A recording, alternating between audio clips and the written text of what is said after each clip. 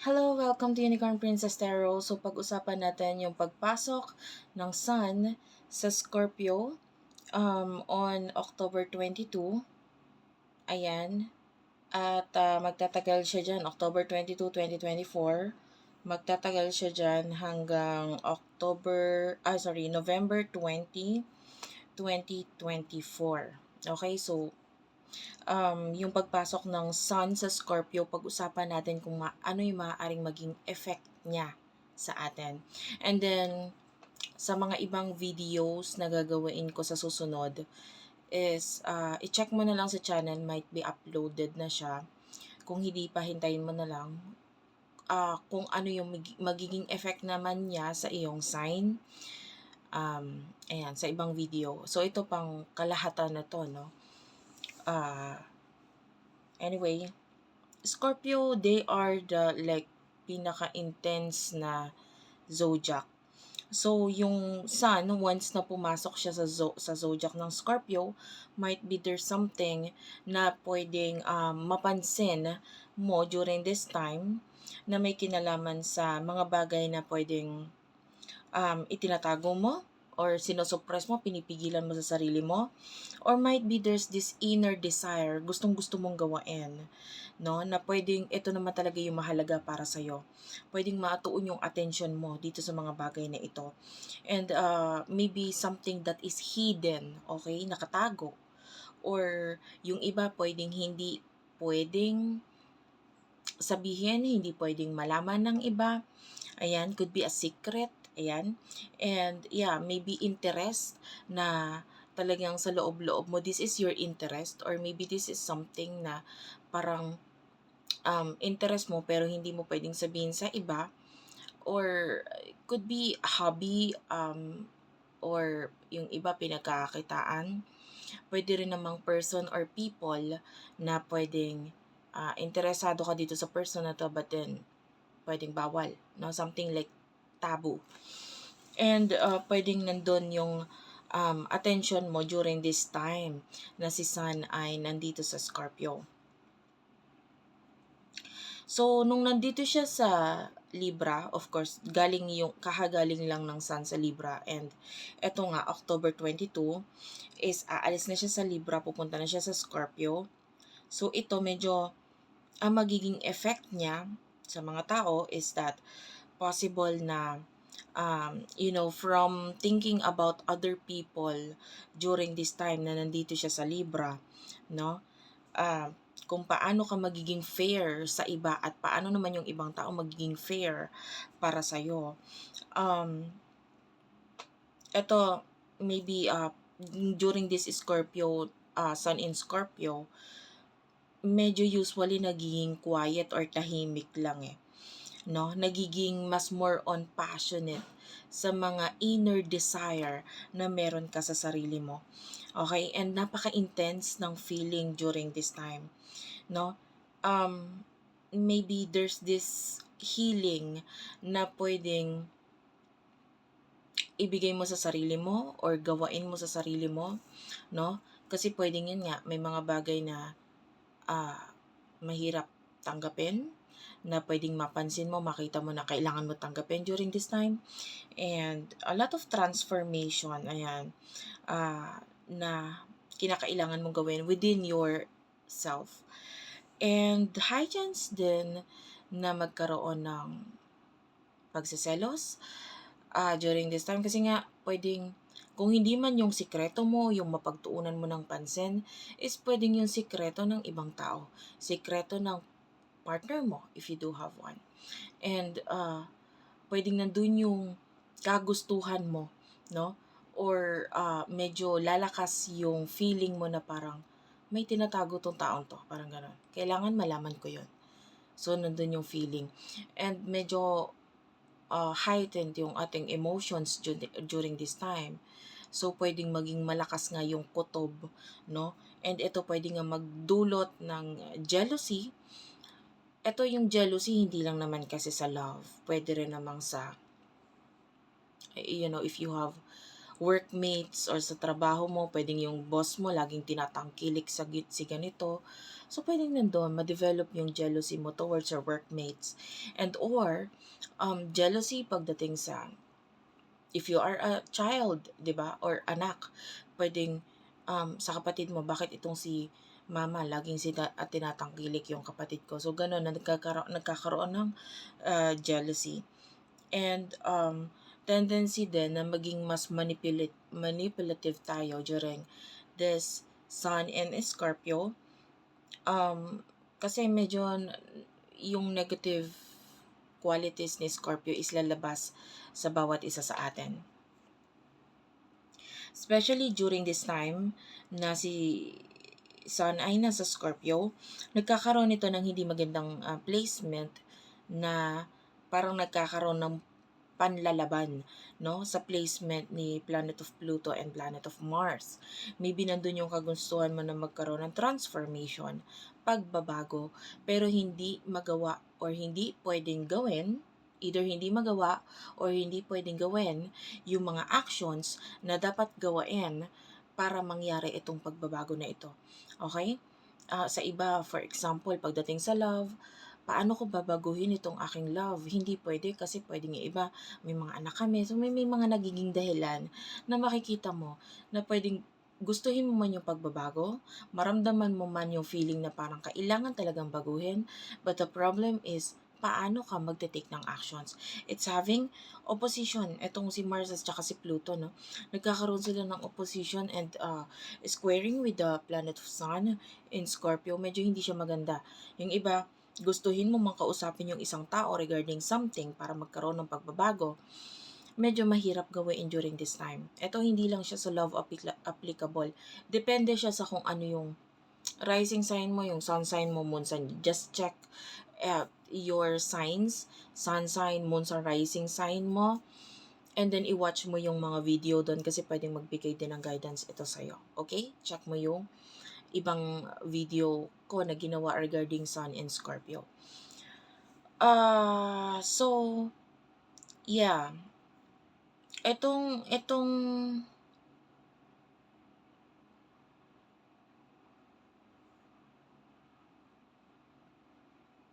yan, October 3, 2024, which is nangyari na ito. Pero babanggitin ko lang kasi might be, i-check mo kung ano ba itong mga bagay na nagsimula sa'yo during this time. Maybe there's something na nag-start dito. Maybe something na nakita mo, napansin mo, nalaman mo, naramdaman mo, no, during this time na parang gusto mong gawain.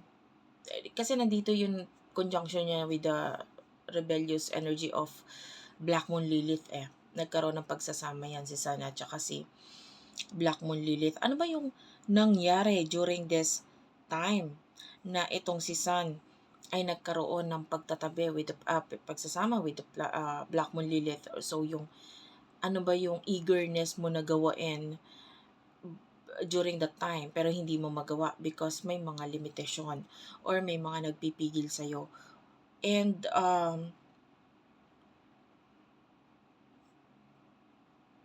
yeah, so itong squaring ng Sun with the planet of Pluto, medyo nakakaapekto siya kasi pwedeng hindi mangyayari itong transformation, gustuhin mo man.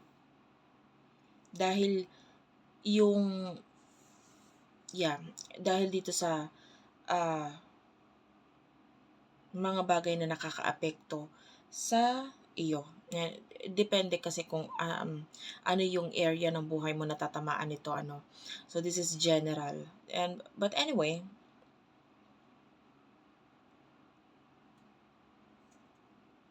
nandun yung push and pull Gusto mong gawin si action, hindi pwede. Ano kaya kung mag-take ng risk na lang ako?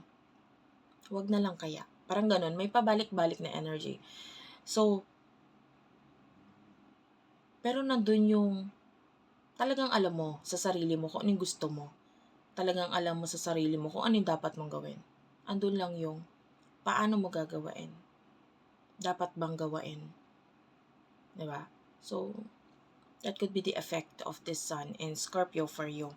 Ayun nga, so tendency din na nandun yung mga pagsiselos. Kung hindi man ikaw yung magkakaroon ng pagsiselos, yung ibang tao ang magsiselos sa'yo. Okay? You will be like, be sure to use protection. No? I highly suggest using evil eye. And I do have that in my shop. Doon sa Unipree sa TikTok, mga evil eyes. Bless and cleanse yun, guys. And if you want, malapit na rin ako magkaroon. Hindi ko pa masasabi kung kailan. No? But soon, magkakaroon ako ng mga available na ganito. It's mga crystal na pwede mong, this one is a locket. So, pwede mong ipasok dito yung crystal na kasama na siya, nakaset na siya with this necklace. But anyway, kasi merong mga crystal na hindi mo pwedeng dalhin sa mga particular place. Like for example, sa burol, sa patay, ganun. Hindi mo siya pwedeng ilagay doon, ano? Nabubuksan siya eh. So, magkakaroon ako ng set na pwedeng maglagay ng crystal na kung ano yung, depende kung pampaswerteng crystal lang kailangan mo, yun ang ipapasok mo dito. Lalagyan mo ng intentions mo yon. But definitely, i-cleanse at i-bless ko yon before ko ipaship sa'yo. Okay? So, soon na yon, malapit na, sasabihin ko na lang. And all crystal are charged. Yan, ngayon, lalo ngayon, full moon, in Aries. So, chinarge ko siya doon ng malupitang charge talaga. So, anyway, sinabi ko lang, kasi you need to protect yourself dahil magiging mas prone ka sa evil eye during this Sun in Scorpio. Kasi, mapapansin ka na ibang tao pwedeng sila yung magselo sa'yo. For example, yung effect nito sa'yo, no? Hindi sa lahat kasi depende sa kung nasa na chart mo. For example, sa iba, maganda yung placement nito sa kanila, no? Ma-enhance ang kanilang talents and pwedeng maging maganda ang kanilang business, ang kanilang career, money, or maybe magkaroon ng balik etong mga niloan or inutang. So, pwedeng mailagay siya sa tama during this time. So, ngayon, magbunga siya ng maganda sa'yo. So, ito nga, pwede siyang pagmula ng inggit mula sa iba. So, be sure to use protection around this time. Okay? And, whatever secret ang tinatago mo ngayon, yan, there's a possibility din naman na ma-discover or ikaw mismo sa sarili mo, ma-discover mo itong mga sikreto na ito na, hindi ko alam na ganito pala, na meron pala akong ganitong kakayahan. So, maybe may mga kakayahan ka or sa sarili mo na pwedeng ma-transform, mabago, no, na mailabas mo during this time. Okay? Because Scorpio is also a sign which is ruled by ito nga masama dito, nagkakaroon ng ng squaring opposition doon sa kanyang mga ruling planet na si Pluto at saka si Mars. So might be, oo nga, may mga bagay ka ma-discover, malaman sa sarili mo or sa mga partner mo, sa mga tao sa paligid mo, kapatid mo, whatever, kung sino man itong mga taong involved na ito.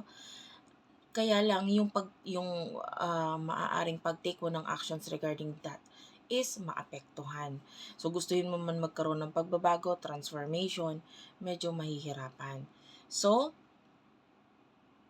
yeah.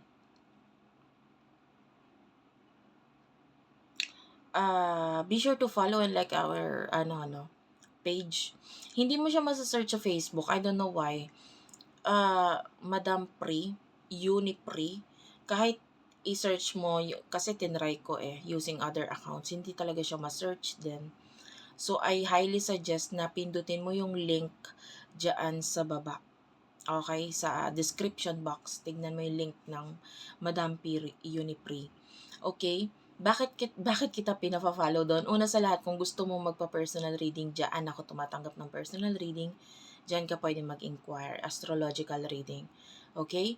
And also at the same time, nagpo-post ako diyan ng mga bagay na hindi ko napo-post dito sa YouTube.